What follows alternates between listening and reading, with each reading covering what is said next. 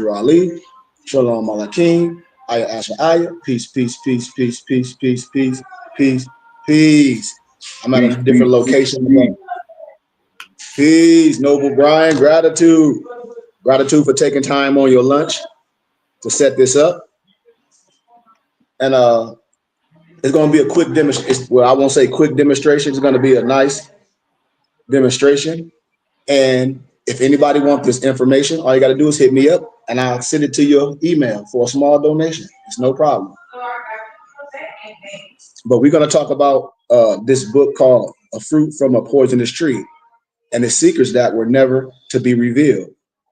American blacks were set free as slaves, but never as free men. Now, here it is again, another European. This is a lawyer, an attorney, is telling us that blacks, they were set free as slaves, not as free men when you're Negro, black, and color, and African American. All you own belongs to the Federal Reserve. All you own belongs to the Federal Reserve. And even when I speak about ministry, when I talk about what the biblical text speak about not going in debt and what mortgages clearly are pertaining to the Bible, and you are made a slave by the way your name is spelled. And I understand the caps and all that, but we have to really sit down and have conversations to be, how can I say, correct as a group, as a body. The Patriot Act emasculates the Bill of Rights, and the Constitution was set aside during the Civil War and has never been in effect since.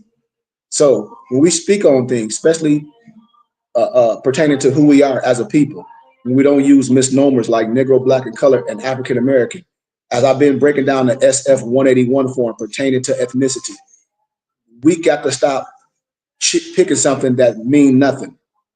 It means nothing. And we're going to keep breaking that down.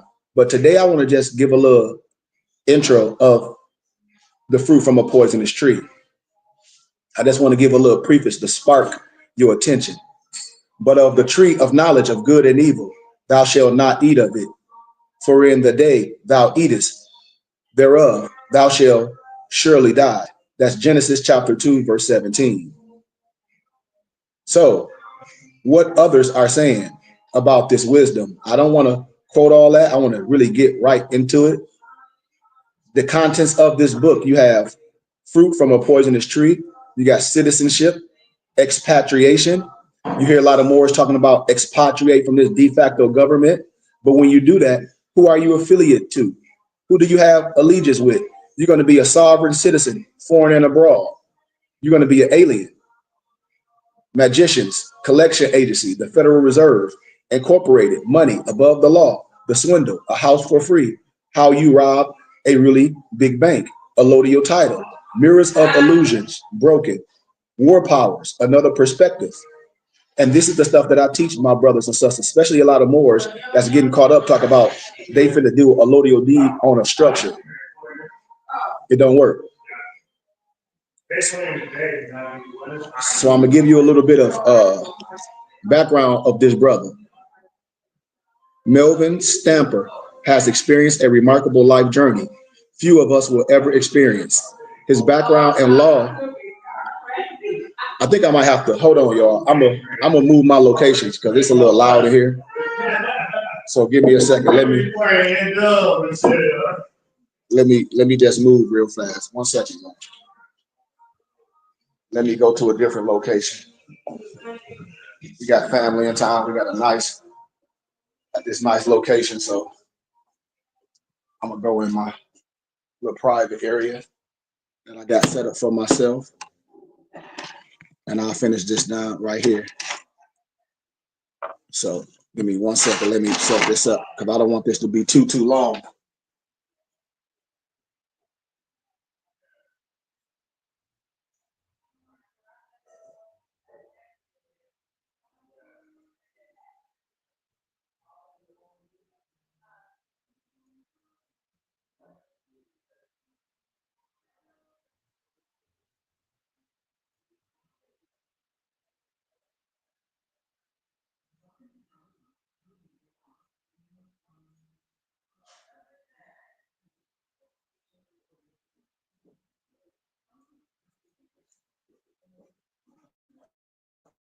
All right, I'm back.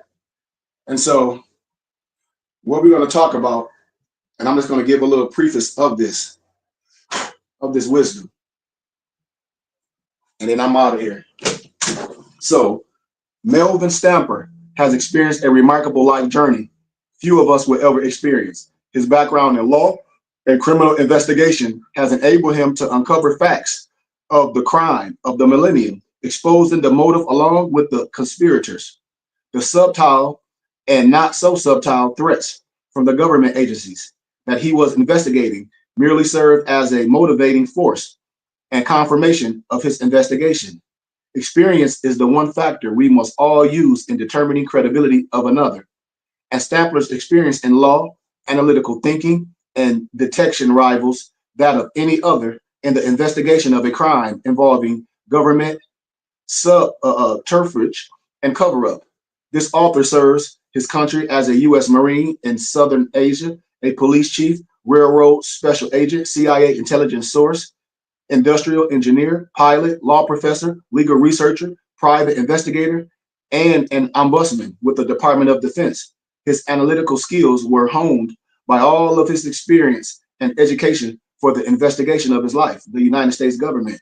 My personal relationship with the author has spanned 2 decades, and he never stops amazing me with the information he uncovers. Get comfortable and hold on to your hat. Now, I'm just going to talk about chapter 1 just a little, and I'm going to jump right into chapter 2.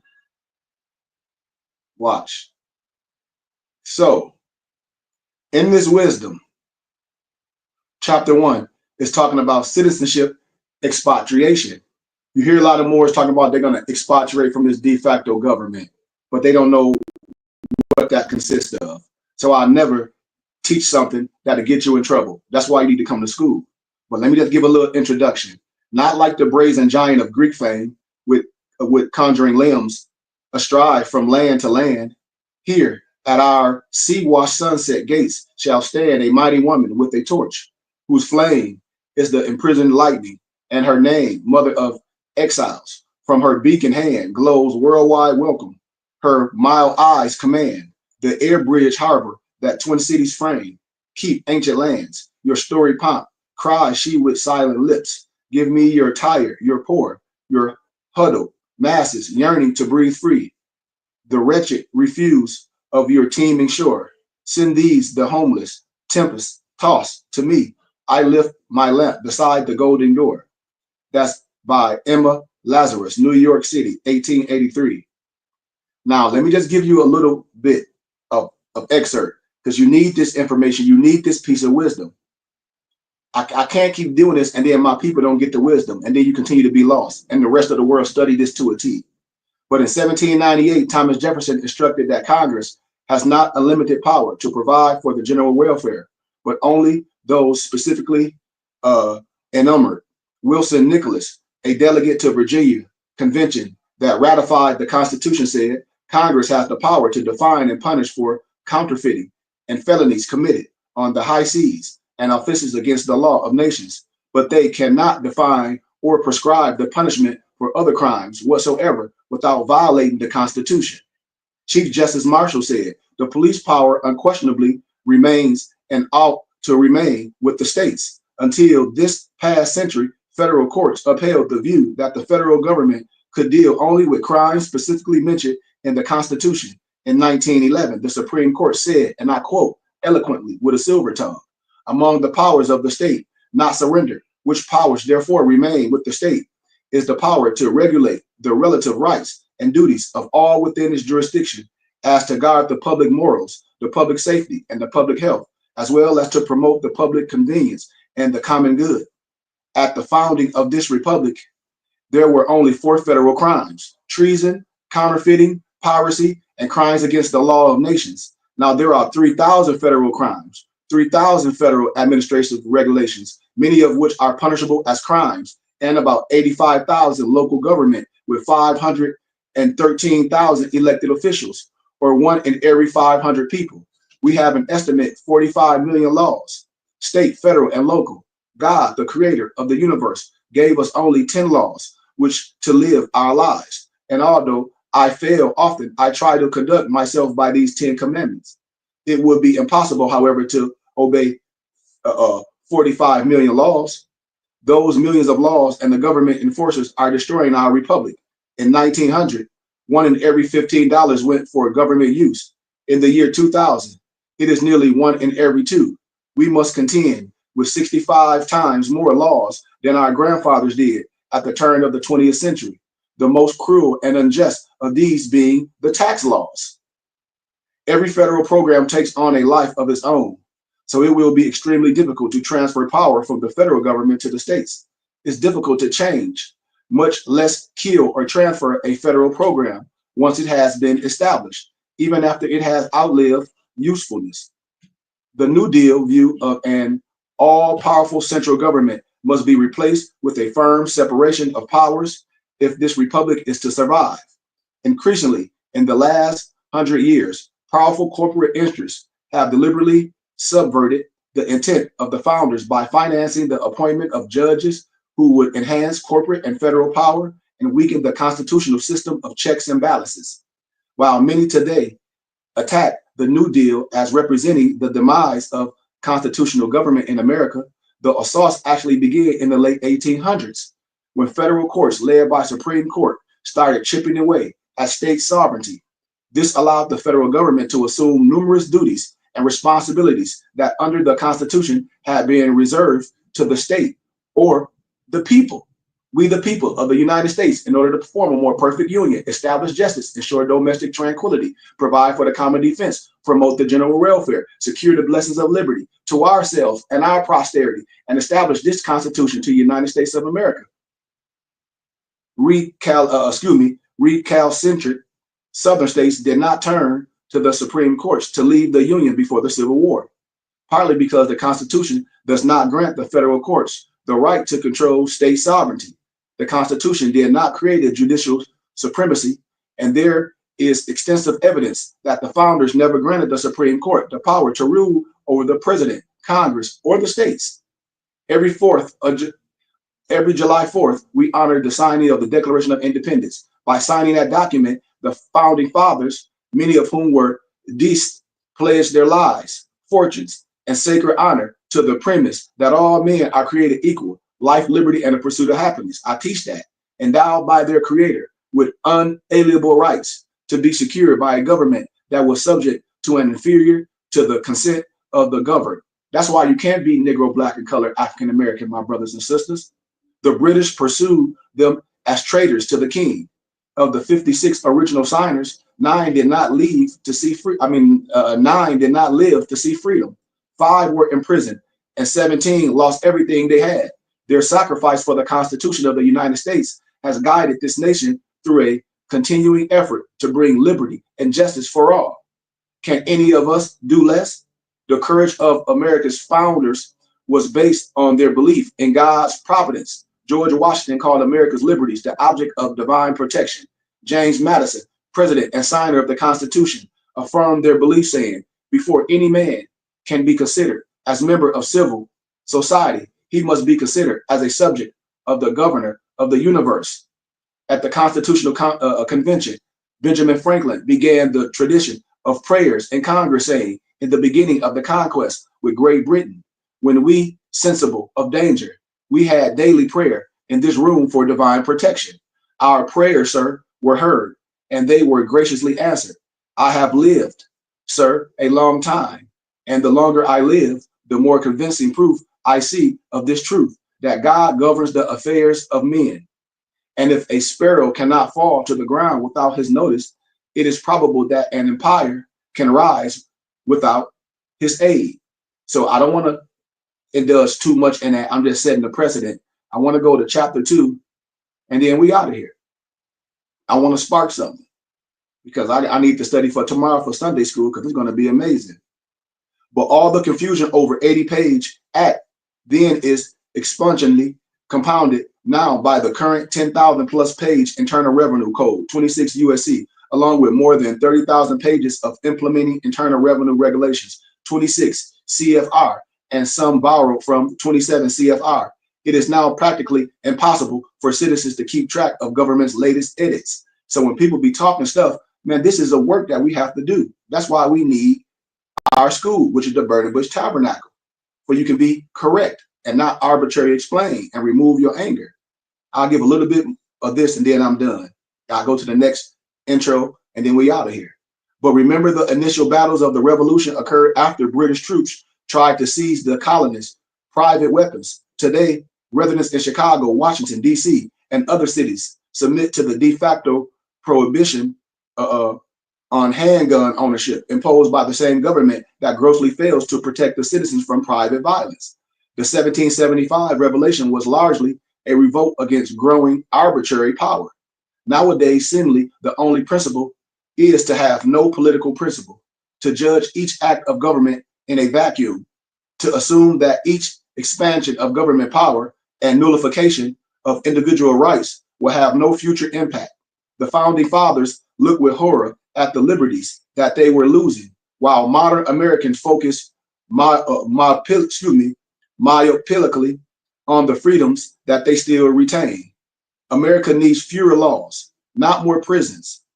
The founding fathers realized that some amount of government was necessary in order to prevent a war of all against all by trying to seize far more power than is necessary or granted by the Constitution over American citizens. The federal government is destroying its own legitimacy. We face a choice, not an anarchy of fascism, but a choice of limited or unlimited government. We need to know that. This ain't no black and white thing. I'm telling y'all. But let me get to chapter 2 because it's so much that we need to learn. Like section 412 of the Patriot Act permits the government to arrest and detain immigrants indefinitely for nothing more than a visa violation. In fact, of the 1,200 known immigrant detentions since 9/11, the ACLU determined that only about 5 had been detained on terrorism-related charges. Section 802 creates the crime of domestic terrorism. This criminalizes any act of any member of the public that merely appear to the government's determination to be intended to influence the policy of the government by intimidation or coercion or immediate or coercion a civilian population. This section would make just about any act of civil disobedience in protest against the government policy into an act of domestic terrorism. So when Moors get on the internet talking that they finna overthrow the government and sovereign citizen stuff, you are a domestic terrorist. Anyone who responds in writing to the IRS by objecting to one of its decisions could and probably will be labeled as a domestic terrorist. There goes the Fifth Amendment. So you got to know this when they come with that adverb verb genre. Our Congress, at the urging of the President and the Attorney General, has enacted criminal, unconstitutional legislation as an example of its new application. We now see what is planned for the rest of us. Attorney General John Ashcroft said, if you don't agree with the government, you are a terrorist. Attorney General Ashcroft pushed the U.S. Patriot Act through an overwhelming, dim-witted Congress soon after September 11. He has subverted more elements of the Bill of Rights than any attorney general in American history. This is the same man who was beaten by a dead man in his bid for the Senate. So you got to know this stuff. So I can talk about that all day, but I want to give a little bit of this last section and then we done. Because you need the information. You need to have it for you can read it, for you can study it for yourself. And a lot of people don't have it. A lot of people don't have it. When I talk about citizenship repudiation, you know, it's so much that we need to know. It's not no black and white thing. I said it's a document called the Citizenship Repudiation. REPUDIATION, you know, affidavit, assertory oath, and revocation of citizenship. This is to certify that I, Khary Goodman Bey, was born on, my date in the sovereign republic state, Kentucky. I'm just breaking it down. I presently live upon the land of the sovereign republic state of Florida. I am not a resident or a citizen of the United States government corporation whose status is Washington, the District of Columbia. My relationship to that federal entity as far as jurisdiction is that of a non-resident alien to the corporate United States government. I am a free and natural human man. described by the Lord God as a living soul, living under the common law and the fear of God. I have assumed among the powers of the earth, granted by the Lord God Almighty, the separate and equal station to which the laws of nature and nature's God entitle me. Therefore, in order to secure the blessings of our liberty, to my prosperity and myself, to reacquire my birthrights as a member of the sovereign body of which we the people, I hereby asseverate and revoke my citizenship. This is what I'm reading in the book. If any ever existed with the legal fiction known as the United States Government Corporation, I further rescind any and all feudal contracts with the federal government and agencies and with the state of Florida and its agencies. I have rescinded the Social Security number fraudulently issued me by the government at the tender age of 13, as I was legally incompetent to enter into any legal contract with the government. The government, by misinformation, led me to believe at the time that I was required to secure a Social Security account number in order to gain employment, which is simply not true. The government agencies who obligated me to the Social Security system knew or should have known that there exist serious liabilities to anyone who accept a Social Security number. That agent had a fiduciary responsibility to inform me of the true nature of the Social Security trust account and the obligations and liabilities that the trust involved. So I'm gonna stop right there because I can go way deeper with it. I can go with the articles, but I don't. I'm gonna keep all these for students to read, so you can get it, so we can come back and have conversation. You got article 1, 2, 3, 4, 5. It's about 5 articles, you know, and you need that. You really need it. It's so much in here, and I don't have time today to go over each article because that's not what I'm doing today. I'm trying to spark something, and I'm trying to get you to do business with me, where you can build your library, for the right one can speak for us. And so chapter 2 is talking about the people who walk in darkness have seen a great light. They live in a land of shadows, and now the light is shining on them. That's Isaiah 9 and 2. So I want us to really get into chapter 2 of the illusion. Like I said, for you guys we can have conversation. That's what this is about. That's how we learn. So me just reading something and you don't have it for yourself. Today, I'm offering you this book, The Poisonous Tree. You need it because me going over it and you not having it, you can't read it, you can't ask questions. A lot of this stuff you're hearing for the first time. So if you're a follower, if you on here, if you don't have my information, you see it streamed at the bottom of the page. My cell phone, office number 602-473-8767. My Gmail is Goodman, GOODMANKHARY @gmail.com. You can get this information from me for a small donation. You gotta have it. I can't just keep going over documents and people don't have it for themselves, so you can read over it before we come into this cipher, because you need the information.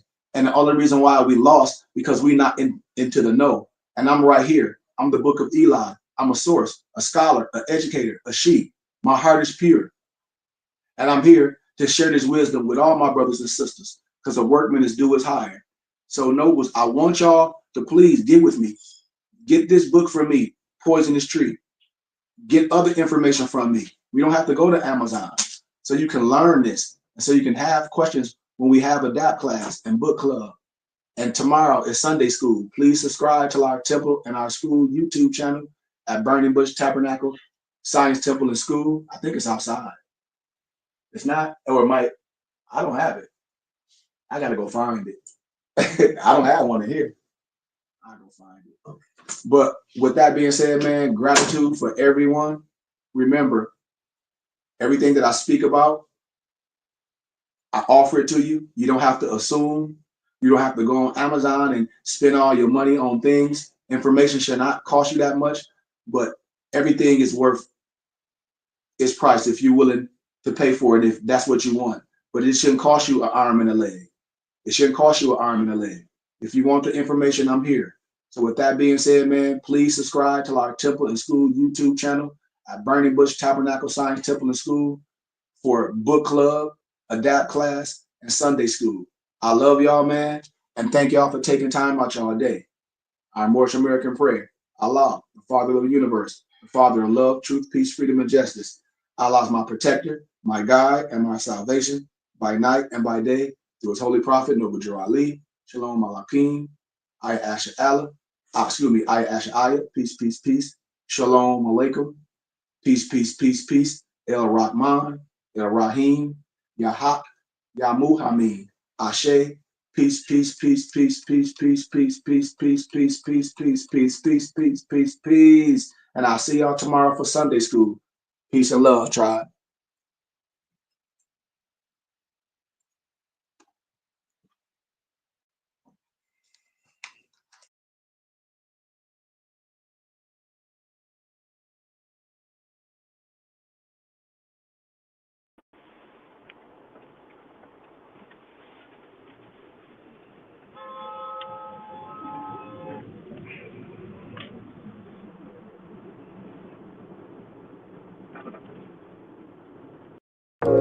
mypdfbooks.com. That's books with a Z.